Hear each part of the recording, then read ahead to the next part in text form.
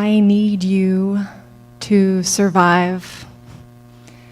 This is such a tender theological commitment. I love you.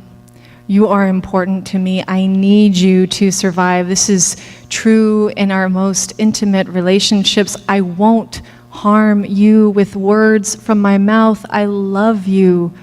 I need you to survive because our social movement depends on you and us. Our community depends on you and us because you are not just important to me, but to us. I need you to survive because you and I are both the flesh of this world. There's no other world besides the one in which we are embedded in the thickest possible web of relationship. There's nothing that falls outside of your and my relatedness. The space between us that we tend is the portal to the world that we are creating. A world where we survive. Because we have each other. When we say we imagine a world with clean water, with no prisons, with health care, with reproductive care, without gun violence by the state or by each other, with good food, with loving bodies, with beautiful shelters, we are not talking about a world that will make it possible for someone out there to be more alive. We are talking about aliveness for the people who are in this very room. In this very room are those of us who are stigmatized for our disabilities, for our genders. In this room are those of us who lack secure housing, health care, meaningful work, a living wage. Us, our families have been impacted by mass incarceration, guns, racism, and sexual harm. We struggle with the PTSD of foreign wars. We breathe smoggy air. We cope under the strains of capitalism and colonialism that leads us struggling to stay related to one another. We are not just talking about some of our beloved people in a distance somewhere out there, although they are included. We are talking about us. The people seated next to us right now. We honor the people farthest away from us by practicing just relationship with the people next to us. But I don't know that unless my religious practice is to live in relationship with you.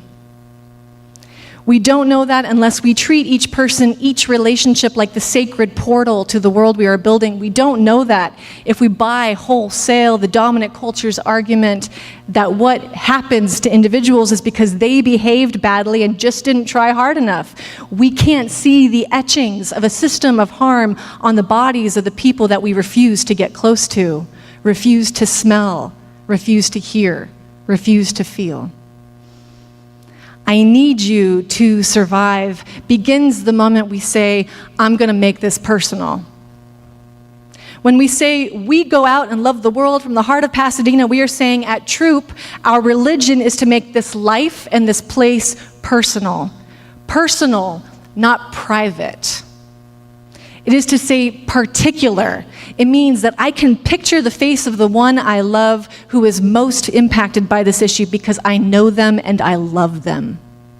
I can picture the dirt and the soil and the water of the place I live that is most impacted by this issue because I know it and I love it.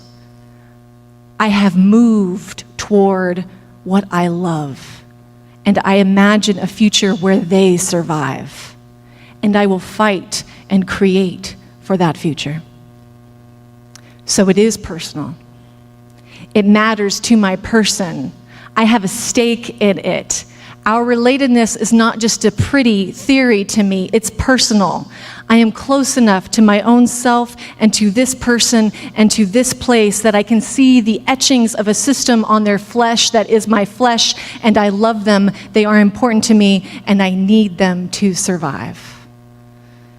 So I'm gonna show up and give and be uncomfortable and be scared, and I'm gonna do it because it's personal. I'm going to be part of changing the very material conditions that put my beloved's survival at risk.